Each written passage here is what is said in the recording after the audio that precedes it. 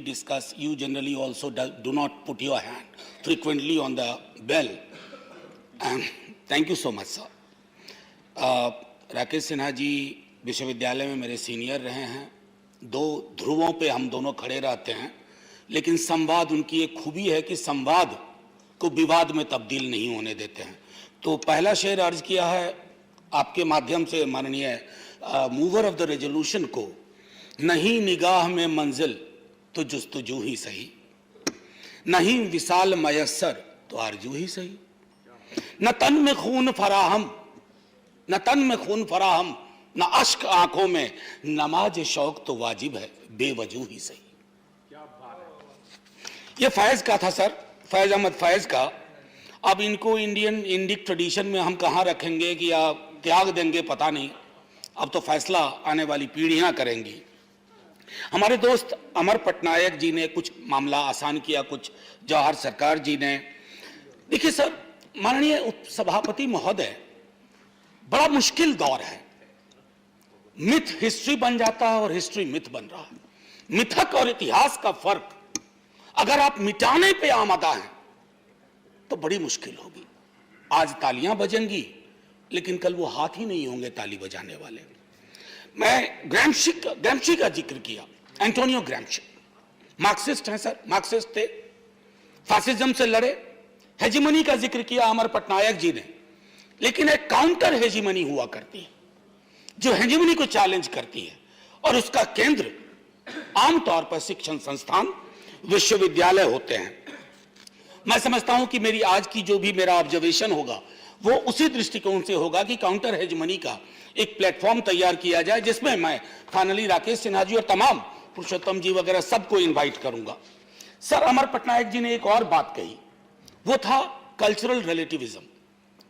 उसके विपरीत एक कॉन्सेप्ट है इथनोसेंट्रिज्म।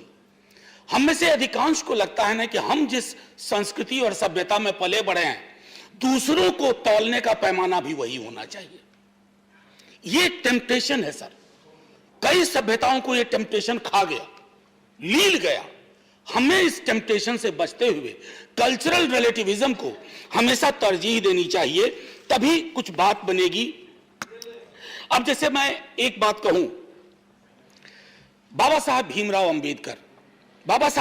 अंबेडकर कभी, माननीय उपसभापति महोदय, मैकॉले को हम काफी मैं समझता हूं तंज करके रेफर करते हैं, लेकिन कभी हम लोग को यह सोचना चाहिए कि दलित बहुजन चिंतक मैकॉले पे तंज क्यों नहीं करते हैं। वो क्यों मानते हैं कि मैकॉले ने कुछ द्वार भी खोले। मैं बाबा साहब की बात कर रहा हूं। बाबा साहब was of the view that India's future lies in western education and western institution. तो बाबा साहब पर तो माला पहनाई जाए, उन पर फिल्में बनाई जाए, लेकिन उनके विचारों को आत्मसात ना किया जाए, क्योंकि आपके एथनोसेंट्रिक अप्रोच को बाबा साहब चैलेंज करते हैं, उसको धूल धूसरित करने की कोशिश करते हैं।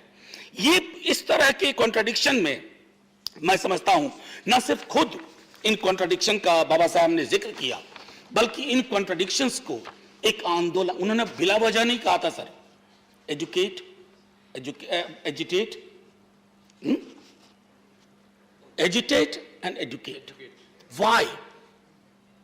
Because he knew the kind of education, जिस एक प्राचीन भारत का आप जिक्र कर रहे हैं सर, हर चीज जो प्राचीन होती है गोल्डन नहीं होती है।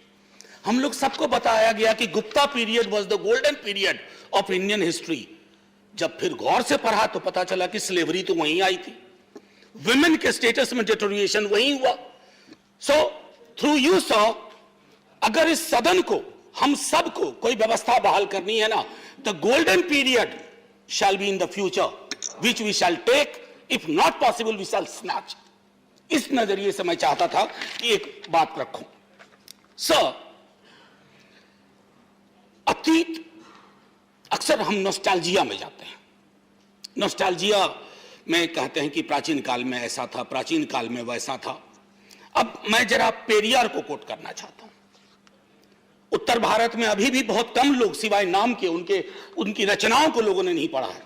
सर, ये एक किताब है सच्ची रामायण। ये बैन कर दी गई थी। उनकी कई और किताबें भी बैन हुई।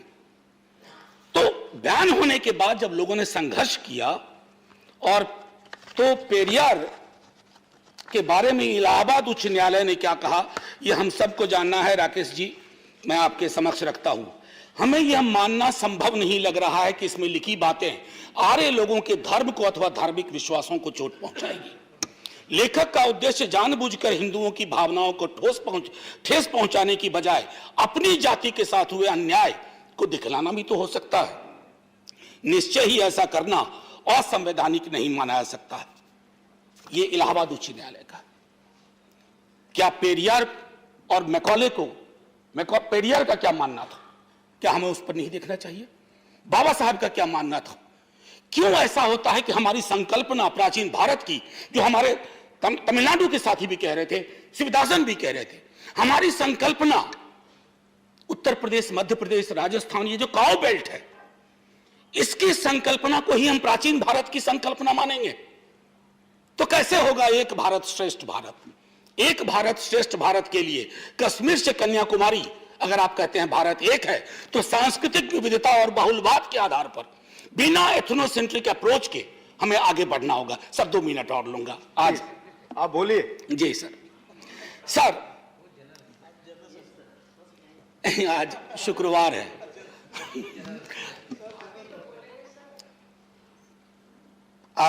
मैंने कहा ना कि अतीत की उल्टे पांव की यात्रा। अब एक चीज होती है क्रिटिकल पेडागॉजी। सर एजुकेशन के कई डिफिनेशन हो सकते हैं, लेकिन अल्टीमेट परिभाषा क्या है? Education should be an instrument for emancipation. वो लोगों को आजाद करे कई तरह के बंधनों से, वैचारिक बंधन हो, धार्मिक बंधन हो, या किसी प्रकार के बंधन हो। मैं 2 चीज रेफर करना चाहूंगा यहां आपके माध्यम से माननीय सभापति महोदय। 2 किताब। एक मणिमुग्ध शर्मा ने लिखी अल्लाहू अकबर।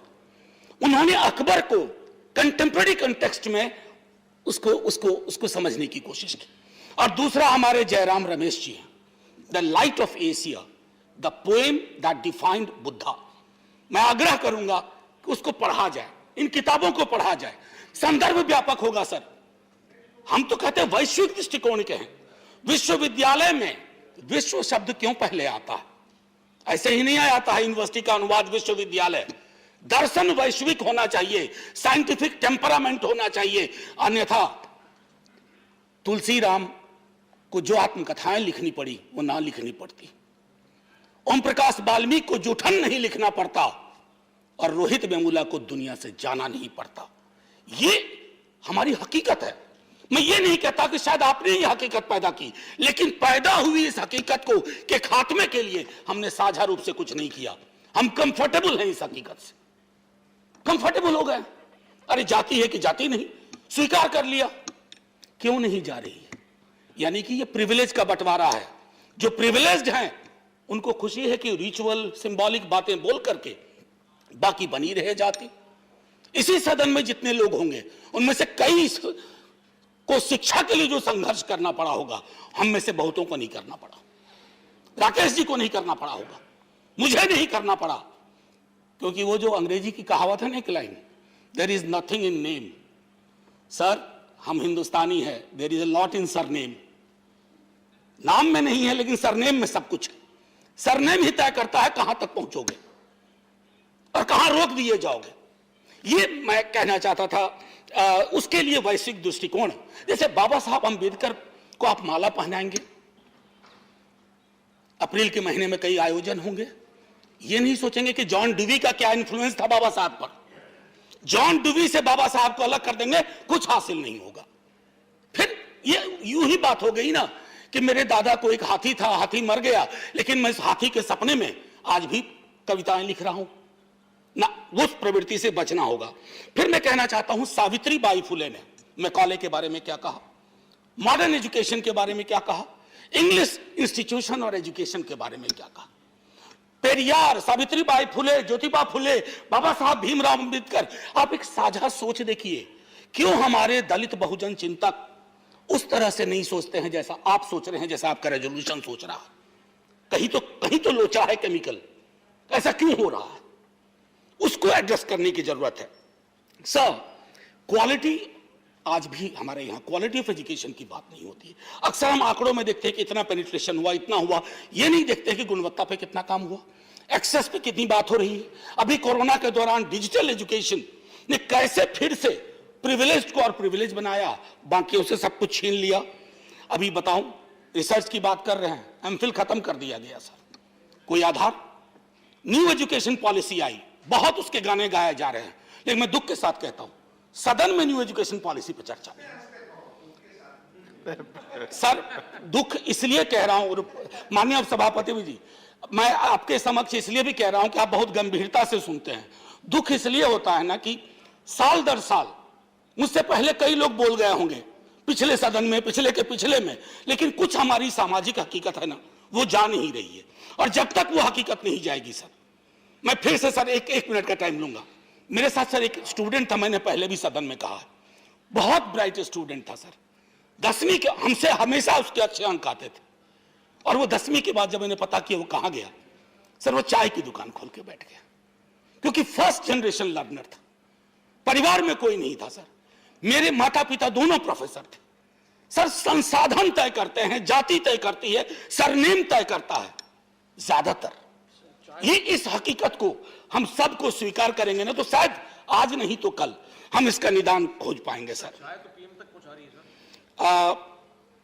प्राचीन विश्वविद्यालयों के बारे में आपकी चिंता मुझे बहुत अच्छी लगी, लेकिन प्राचीन के लिए आंसू बहाने से पहले जरा हम समकालीन विश्वविद्यालयों को भी देख लें।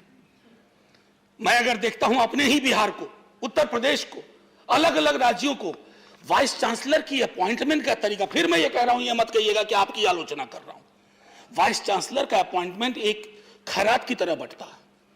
तो दिलचस्पी इस बात में नहीं है कि विश्वविद्यालय का विमर्श व्यापक हो, विश्वविद्यालय का अपना वाला कहां एडजस्ट हो जाए।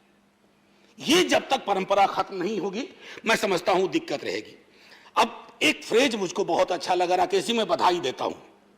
राकेश जी मुस्कुराइए, आप इतना गंभीर क्यों हैं?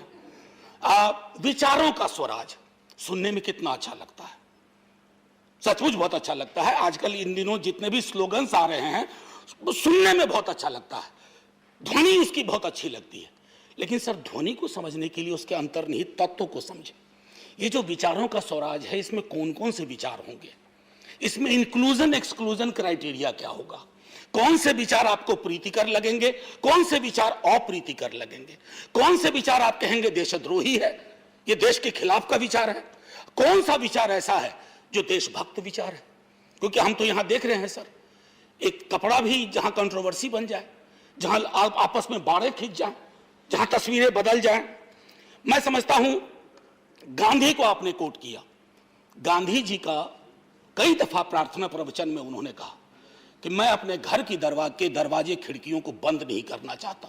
एक मिनट, बस एक मिनट, घर के दरवाजे खिड़कियों को बंद नहीं करना चाहता। क्यों बंद करना चाहते हैं हम? हमें नहीं बंद करना चाहिए। वेस्टर्न एजुकेशन, वेस्टर्न इंस्टीट्यूशन ने बहुत सारी चीजें दी हैं। मैं तो यह भी मानता हूं कि डेमोक्रेसी का जो स्वरूप हमारा पहले था और जो स्वरूप आज है, क्या उसमें फर्क नहीं है? फर्क है।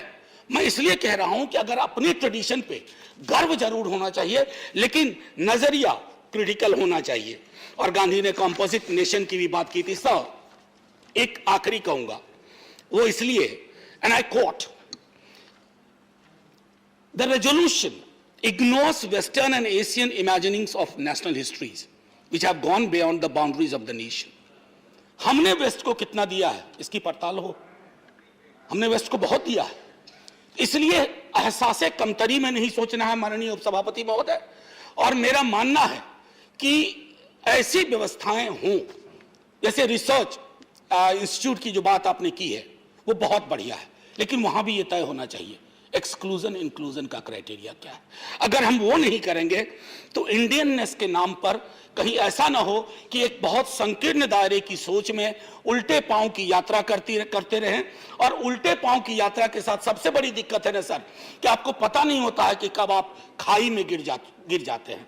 बस इन्हीं शब्दों के साथ मैं इस रेजोल्यूशन पर अपनी आपत्ति दर्ज कर रहा हूं। इसके कुछ तत्व पर, इसके मर्म पर नहीं, बस व्यवस्थाएं ऐसी हो कि फिर से एजुकेशन कुछ प्रिविलेज्ड वर्गों के हाथ का की मुट्ठी की चीजें ना हो जाए, क्योंकि एजुकेशन ने इमेंसिपेशन के लिए काफी कुछ किया है, उसका डेमोक्रेटाइजेशन हुआ है। अगर इस तरह की पद्धतियों से हम आगे चलेंगे तो वो डेमोक्रेटाइजेशन का प्रोसेस रुक जाएगा सर। और राकेश जी, एक और आपके लिए आखिरी, अब भीख मांगने के तरीके बदल गए, लाजिम नहीं कि हाथ में कासा दिखाई दे। जय हिंद सर। धन्यवाद।